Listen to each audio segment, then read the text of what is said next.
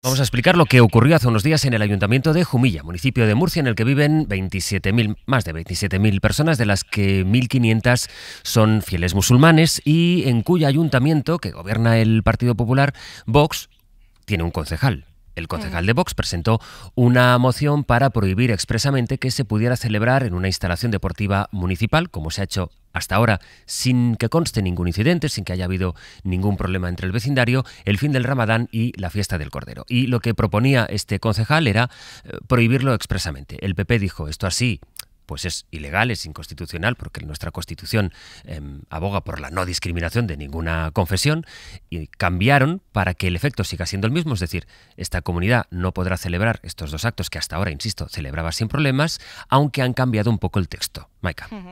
Pues sí, porque al final no es el texto en sí, sino cómo se ha gestado todo. El acuerdo que surgía con esta propuesta de Vox de 7 puntos, entre los que se incluía, por ejemplo, prohibir la celebración pública de la denominada fiesta del Cordero y otras conmemoraciones similares ajenas, decía ese documento, a nuestras tradiciones, o las carnicerías halal. Desde el Partido Popular enmendaron esta moción y aseguran que se han suprimido todos esos puntos de la propuesta de Vox, salvo el que habla de la prohibición del uso de instalaciones deportivas para eventos que no sean estrictamente deportivos, como celebraciones religiosas o culturales. Mari Carmen Cruz, portavoz popular en el Ayuntamiento de Jumilla, se pregunta: ¿dónde aparece la palabra musulmanes? ¿Dónde aparece la palabra comunidad islámica? ¿Dónde aparece la palabra prohibición? En ningún sitio, porque no aparece. Claro, lo que sucede es que de facto era la comunidad musulmana la que celebraba, por ejemplo, el final del Ramadán en el polideportivo municipal. Desde Podemos han calificado este acuerdo de aberración y disparate xenófobo y ya han anunciado que van a llevar el asunto a la Fiscalía. Víctor Ejío es el secretario de Comunicación de Los Morados en la región de Murcia. Desde Podemos vamos a llevar a la Fiscalía este nuevo disparate del Partido Popular y de Vox. Un paso más en la deriva xenófoba y racista, no ya tanto de Vox, que nos tiene acostumbrados, sino también del Partido Popular, que en la región de Murcia compra todas sus políticas. Y desde el Partido Socialista en la región de Murcia, su secretario general, Francisco Lucas, ha acusado al Partido Popular de no aprender nada de lo ocurrido en Torre Pacheco. Asegura que siguen alimentando el odio y provocando una fractura social de consecuencias imprevisibles, y ha acusado al Partido Popular de vulnerar los valores constitucionales y de poner en riesgo la convivencia solo por aferrarse al poder.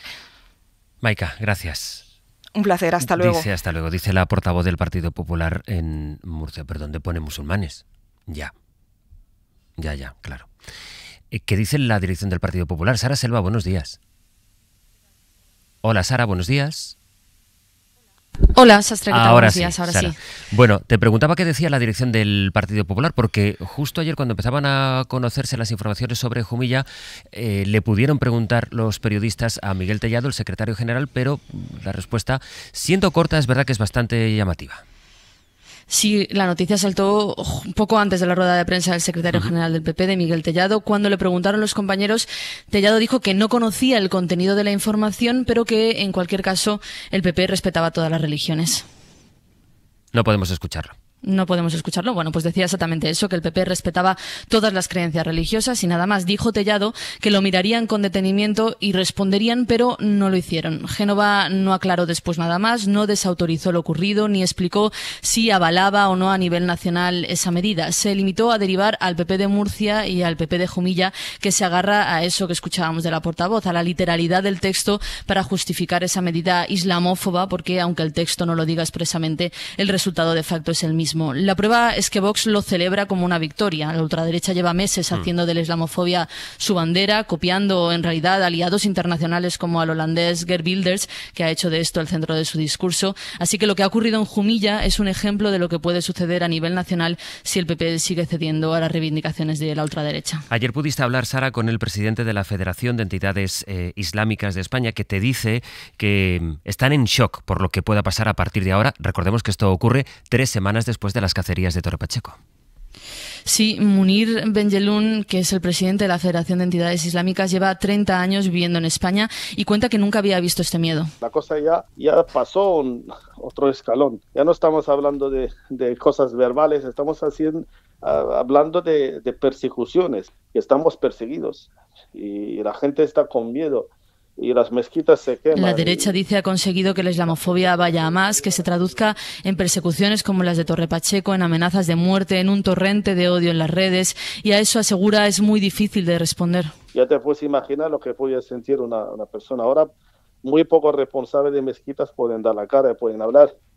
¿Por qué? Porque efectivamente tienen miedo, porque esta gente, pues, la que está enfrente, pues no sabe no sabe lo que, ni puedes esperar lo que puede pasar. Para ello, atacar hoy día a un musulmán es un logro, es un triunfo, es un éxito, es un trabajo hacia la patria. Cree Benjelloun que con esto no solo sufre la comunidad musulmana, también la sociedad española en su conjunto. España ha sido siempre, sostiene, un referente de convivencia y tolerancia y ahora está dejando de serlo. Estamos hablando de una generación que ha nacido aquí y que no conoce otra patria que no sea la española, y de la noche a la mañana pues se encuentran que son totalmente rechazados por su confesión y perseguidos y odiados. Entonces no sé lo que se puede esperar después de todo eso. Están, dice, en estado de shock, pero ven cómo el discurso cada vez cala más, cómo se extiende por las calles. Los que promueven estos discursos quieren, dice Benjelloun, que reine el miedo y la violencia. Sara, gracias. Hasta luego. Vamos a escuchar ahora sí lo que decía ayer, son 5 segundos, lo que decía Miguel Tellado en Génova. Máximo respeto a todas las creencias religiosas en nuestro país. Y ya está. Cristina, ¿cuál es la estrategia del Partido Popular? No, en este tema en concreto es verdad que les pilló por sorpresa lo que había pasado en Jumilla y al final pues no hay respuesta a la pregunta que directamente se le formuló en un momento en que es verdad que el conjunto de los periodistas que estábamos allí también estábamos enterándonos de la noticia en ese momento. Pero no deja de ser una cesión evidente a Vox la del Ayuntamiento de Jumilla, porque aunque digas que de los 7 puntos que presentó Vox solo has aceptado uno, primero está la inspiración de la propuesta de Vox, ¿no?, en defensa de nuestra identidad y los valores y las manifestaciones tradicionales de nuestro país, que ya es toda una declaración de principios, sino el hecho de que, bueno, que a efectos prácticos lo que haces es impedir que se celebre un acto de este tipo, no en lugares públicos, sino lo que yo he entendido es en instalaciones públicas, municipales, ¿no? Porque la intención de Vox en un principio era prohibir todo tipo de manifestación en cualquier punto del municipio, no solo en lo que son las instituciones municipales o las instituciones públicas, las instalaciones, municipales o las instalaciones públicas. Preveo que para esta medida pues va a correr la misma suerte que otras que fuimos conociendo, por ejemplo, muchas en ayuntamientos catalanes, que es donde hay mayor población de religión musulmana hay, como el Ayuntamiento de Lleida, que hubo un pacto en su momento de CiU, PSC y PP, que a mí me parecía, una propuesta que tenía su razón de ser, que era la de la prohibición de acceder a instalaciones públicas completamente cubierta. Hablamos del burka, yo creo que efectivamente ese tipo de cosas hay que regularlas, lo mismo que si llevas un casco de moto, pero la justicia lo tiró atrás. Entonces yo preveo que para esta cuestión muy probablemente la justicia denuncia a Podemos que acudir a la Fiscalía, lo tiré para atrás. Fijaos que este es un debate, aquí el contexto lo es todo, el contexto es que es una propuesta de Vox, ese es el contexto y que el PP la acepta, no hay otro contexto. Pero fijaos que este es un debate que fuera de contexto podría ser hasta un debate interesante sobre si las instalaciones públicas, sean municipales, autonómicas, estatales, pueden acoger actos religiosos de cualquier religión. Podríamos hacer, es un debate incluso muy a la francesa, muy del laicismo francés, ¿no? Las instalaciones públicas no tienen que acoger este tipo de manifestaciones. En Francia han tenido un enorme debate sobre si incluso se deben de llevar símbolos religiosos en el funcionariado, o hay debates también sobre el burka y sobre muchas de estas cuestiones en otros países de nuestro entorno. Pero es un debate que viene en un contexto muy determinado, que es una propuesta de Vox, y evidentemente es una intencionalidad política, no es un debate que surja a raíz de, vamos a ver qué hacemos con las manifestaciones religiosas dentro de las instalaciones públicas. Este tiene el contexto que tiene y es ineludible. Ruth. Bueno, sí, la diferencia con Francia es que España no es un país laico, eso para empezar. Y por tanto, pero como se habla mucho del tema del laicismo francés, que este podría ser un debate interesante desde ese punto de vista. Pero el marco jurídico es diferente y lo que hace el régimen jurídico francés es que deja fuera de toda la esfera pública cualquier confesión. Y entonces ahí quedarían excluidas todas las confesiones. En este caso está muy acotado a una comunidad que las autoridades públicas conocen que para la celebración de algunos de sus ritos necesitan espacios lo suficientemente amplios para poder hacerlo. Y si tú les niegas el acceso a esos espacios, pues estás negándoles un derecho fundamental, que es el derecho a la libertad de culto, a la libertad religiosa. Es verdad que la forma en la que se ha redactado la moción del ayuntamiento, lo que hace es esquivar, ¿no?, de manera muy hábil, algo que, por cierto, ya hemos visto en otros países, cómo se intenta esquivar todo aquello que pueda conflictuar con una vulneración de derechos fundamentales. Y hay juristas que dicen que tal y como está redactado es muy difícil que eso pueda llegar a buen término para la revocación de esa moción del ayuntamiento. Pero fijaros que aquí hay una cuestión que yo me fijo sobre todo en la actuación del Partido Popular, ¿no? Que tiene que ver con cómo ha actuado el Partido Popular en otras ocasiones. Y esto no es algo que tampoco veamos que sea nuevo, sí es nuevo en este caso específico, pero ya llevamos viendo desde los años 2000 de manera mucho más subrepticia, mucho menos visual, cómo se han ido sustituyendo colectivos por una cuestión que tiene que ver con la islamofobia, ¿no? Y permitidme que mencione solo un ejemplo que a mí me parece fundamental. En el año 2000, cuando con Aznar en el gobierno, lo que tiene lugar es una sustitución de la mano de obra magrebí por mano de obra latinoamericana, fundamentalmente ecuatorianos, en el campo español. Y la cuestión era que es sacar a toda esa población magrebí y llevarla a otros lugares, por ejemplo, fijaros qué curioso, a cuidado de los cerdos en las grandes explotaciones porcinas, ¿no? Y esa mano de obra sustituirla por mano de obra latinoamericana, en un acto de intentar efectivamente evitar lo que se denominó en aquel momento, ya por además un politólogo muy renombrado, Giovanni Sartori, ¿no?, con los colectivos no integrables, ¿no? Ya en el año 2001 Sartori saca un libro que se titula La sociedad multiétnica, que plantea que hay colectivos que no son integrables y que por tanto lo suyo sería, esto ya fue en los últimos años de Sartori, yo soy bastante crítica con esta obra, con otras, pero con esta específicamente de Sartori, porque lo que precisamente era que estaba avalando, digamos, este tipo de políticas que asumían que había colectivos, que había una comunidad específica, que era la comunidad islámica, que no era fácilmente integrable dentro de las sociedades occidentales, ¿no? Y esto dio un marco de legitimidad para el desarrollo de políticas públicas que de manera subrepticia, vuelvo a repetir, iban excluyendo progresivamente a las comunidades magrebíes del entorno laboral, del entorno público, etcétera, etcétera. Evidentemente esto no fructificó, porque la gran cantidad de personas que ya son nacidas también en España lo hace absolutamente imposible. Y por otro lado, claro, la sustitución por mano de obra latinoamericana con aquello que había de los cupos, siempre es más difícil cuando te los tienes que traer de América Latina, que sí los tienes más cerca y con comunidades mucho más asentadas. Esto lo que provoca es que efectivamente la guerra cultural, que por cierto la hemos visto en el tema de cambio climático, pero la vemos también aquí, lo que se hace es apostar por sociedades cerradas o sociedades de índole más esencialista que niegan esa diversidad ante la cual todas las sociedades tienen que adaptarse. Las cuestiones de la diversidad cultural, religiosa, etcétera, tienen que generar un proceso de adaptación de todas las sociedades, y ese proceso de adaptación tiene que ser activo por todas las partes. Lo que aquí vemos es una negación de una realidad que es muy difícilmente reversible, además. ¿Y cuál es su impacto en el discurso político nacional? Decíamos esta mañana a las 8 que esta fotografía tan gráfica, tan concreta que nos transmite el Ayuntamiento de Jumilla es una fotografía que explica realidades que van mucho más allá incluso de la región de Murcia. Sí. Bueno, lo primero que me gustaría poner sobre la mesa es que realmente no creo que estemos ante un debate sobre la laicidad de los espacios públicos, ni sobre una reflexión que abarque a todo tipo de cultos y religiones. Estamos ante una estrategia, que no es nada novedosa, por cierto, una estrategia muy antigua de azuzar el odio contra determinados sectores de población. Y yo creo que tampoco es verdad que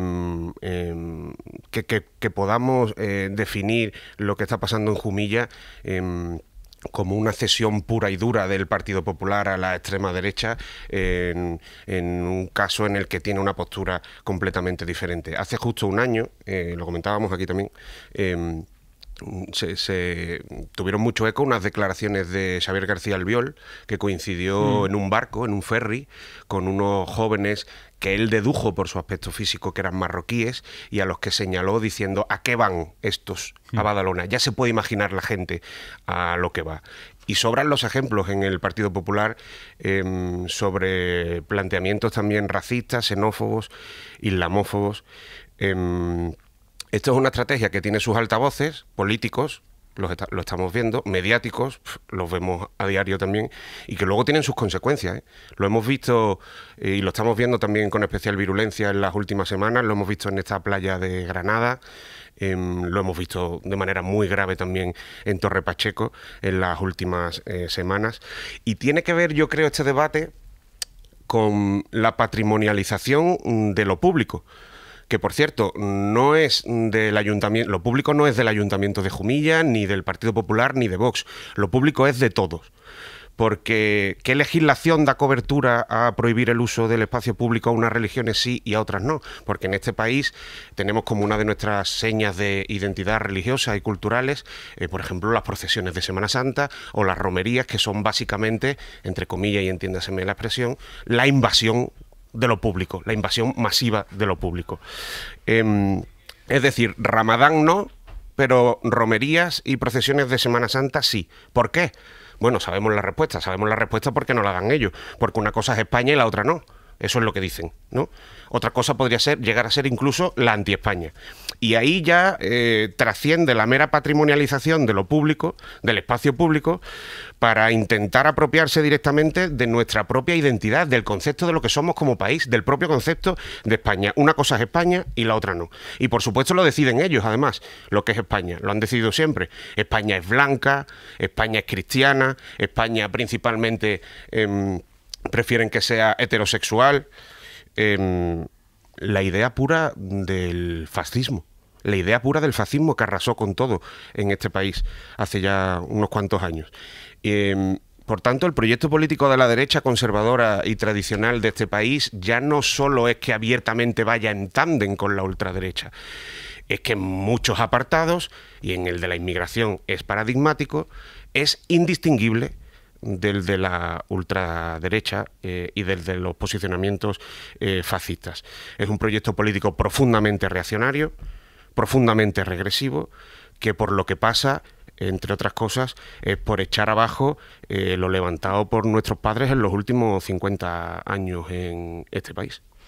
Por eso en la propuesta de Vox no se podía aceptar la prohibición de todo tipo de acto musulmán en el espacio público, entendido el espacio público también como la calle, porque efectivamente no se puede aceptar legalmente, pero políticamente ha acabado siendo aceptada. No, digo, ha acabado aceptada una parte que era la que iba directamente al corazón de la prohibición de los ritos religiosos, pero no lo puedes prohibir en la calle porque efectivamente somos un país de procesiones, de romerías y de un montón de manifestaciones religiosas, ¿no?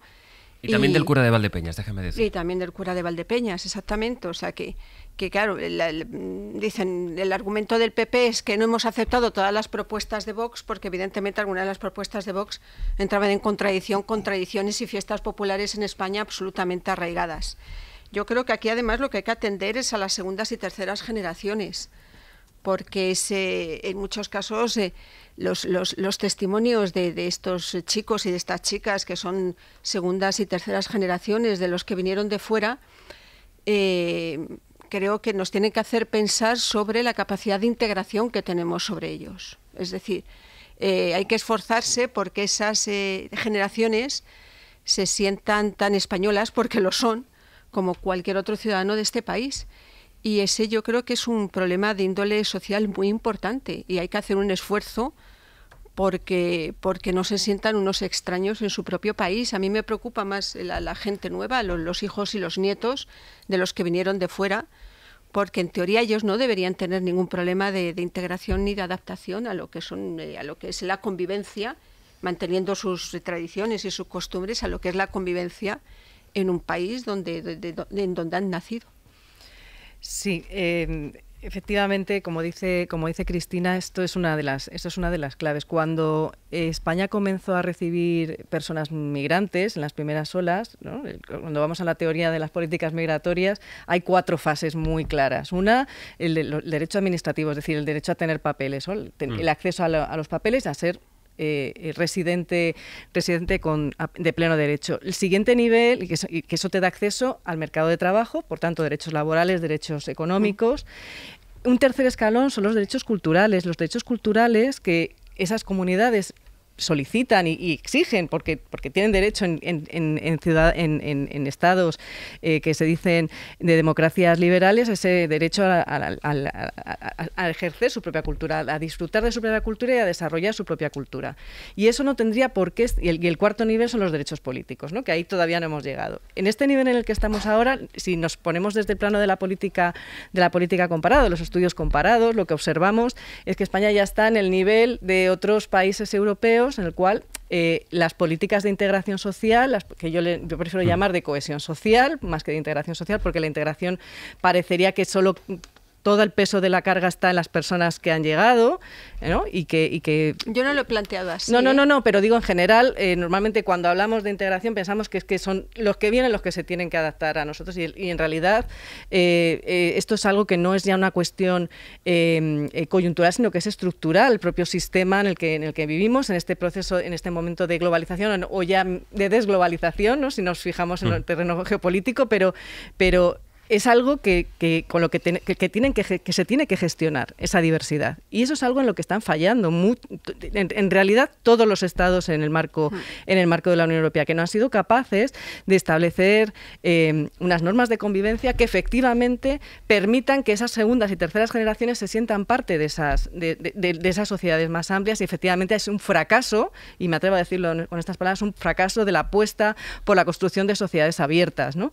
En el cual pues todo el mundo tenga derecho efectivamente a ejercer libremente esos derechos, no solamente religiosos, sino también culturales, porque en muchos casos hay una mezcla, ¿no?, entre lo cultural y lo religioso que es difícilmente separable.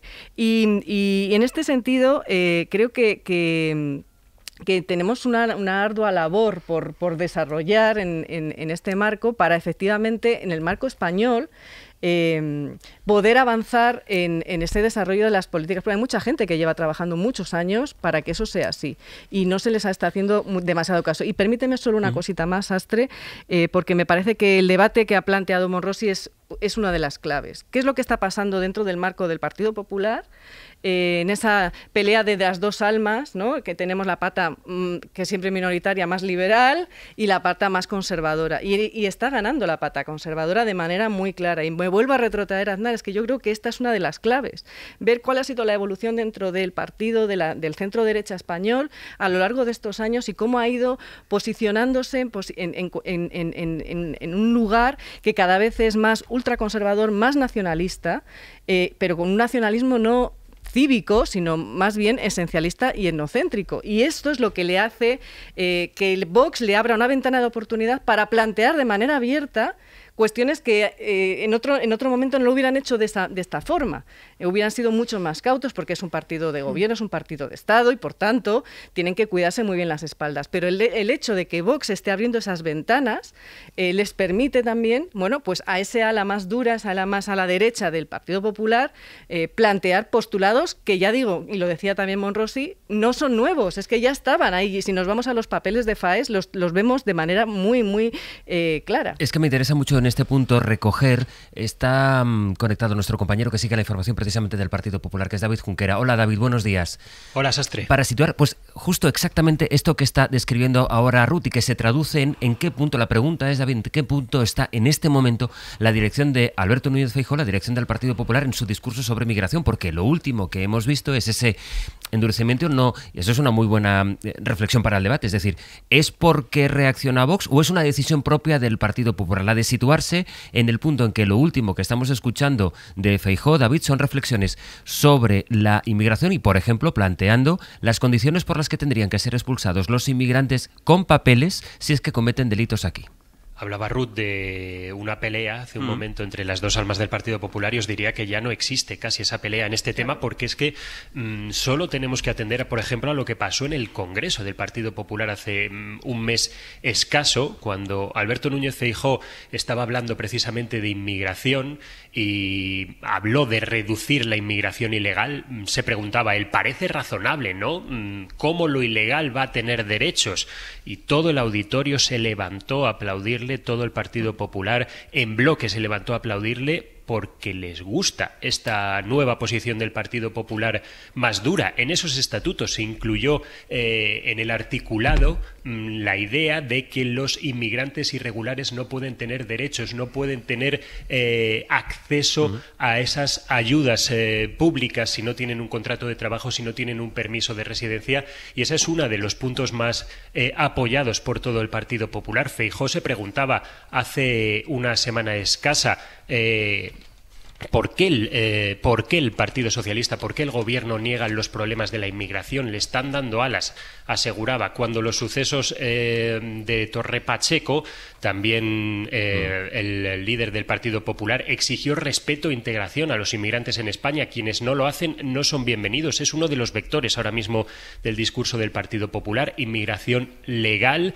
inmigración de gente que venga aquí a trabajar, a aportar y a respetar nuestras costumbres y nuestra forma de vida, sin especificar muy bien qué es lo que tendrían que hacer esos inmigrantes que vienen aquí. Pero también lo que tú decías, en los últimos días Feijóo ha planteado facilitar la expulsión de inmigrantes con papeles que cometan delitos y endurecer esos delitos, esos requisitos para poder expulsar de forma más fácil. O sea que el Partido Popular ha tomado una deriva muy clara en este sentido y además es una deriva que no está provocando un debate excesivo en las filas del partido, porque parece que todos están a una en ese sentido. Sí. Y Vox lo ha visto también como un fenómeno que les puede hacer daño y ataca mucho al PP por copiarles sus postulados, dicen. Y es muy interesante ver en qué punto parlamentario y de movimientos políticos se produce esta consolidación de este discurso del Partido Popular, en la medida en que, pues por ejemplo, ayer vimos como Miguel Tellado cerraba del todo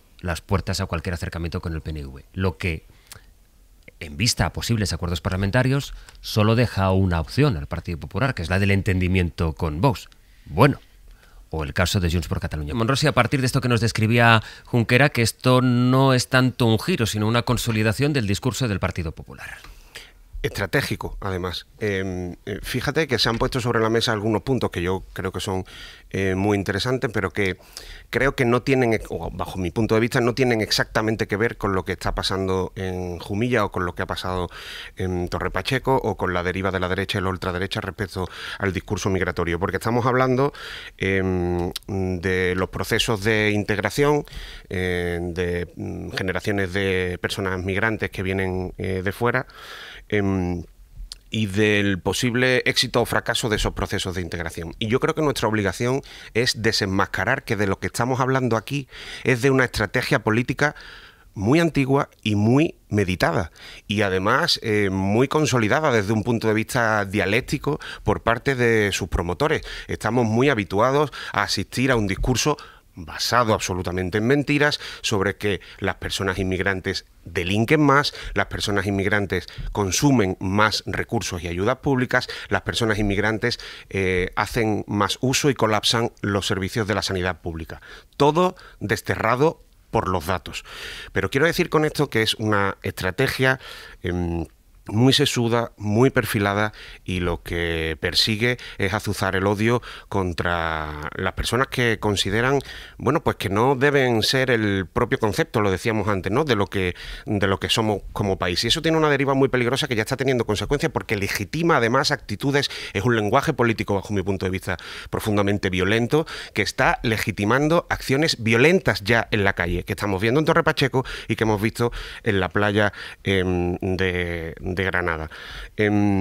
Hablábamos antes de que este es el retrato de la derecha y de la ultraderecha perdón, de este país respecto a las políticas migratorias, pero yo no creo que sea algo que no deba interpelar también a la izquierda de este país, y no solo a la izquierda de este país, sino a cualquier formación política que esté verdaderamente comprometida con los principios de convivencia, de igualdad y de solidaridad en base a los que construimos nuestro Estado de Derecho.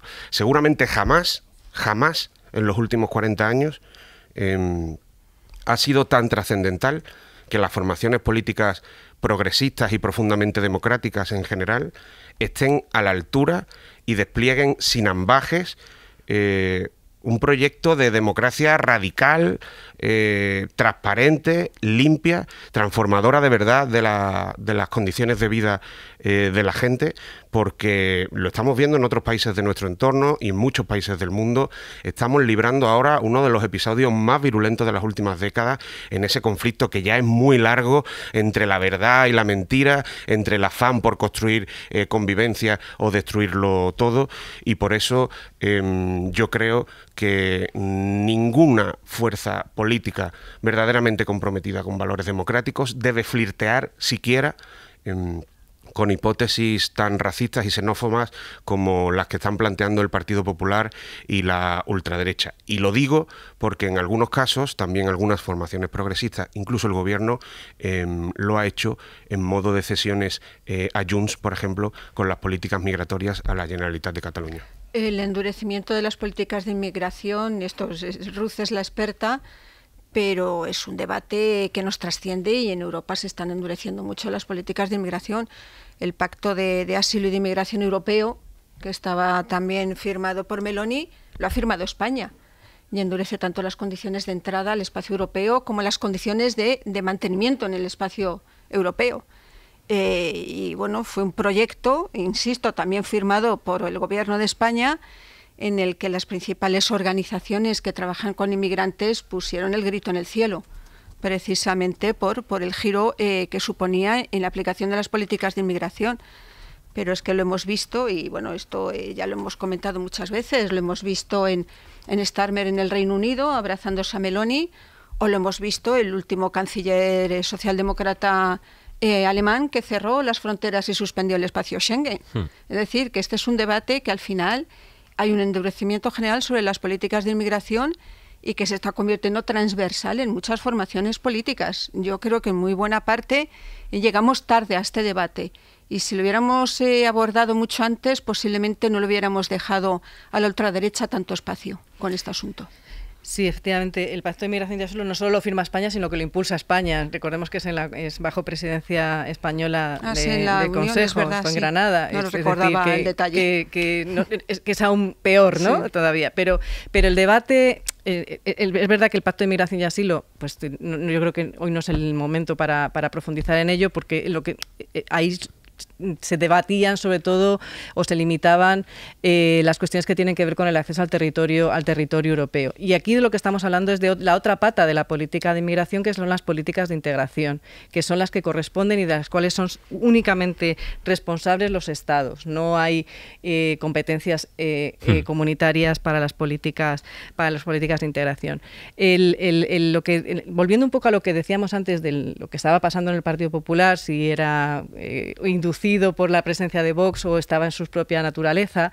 Yo quiero recordar aquí la Ley de Extranjería 4/2000 y 8/2000, del año 2000 estamos hablando, y esto tiene que ver con una ley que fue llevada al Tribunal Constitucional, que tuvo una sentencia en el año 2007 que canceló una buena parte de aquello que esa ley reflejaba, que no está tan distante de lo que ha planteado Feijóo.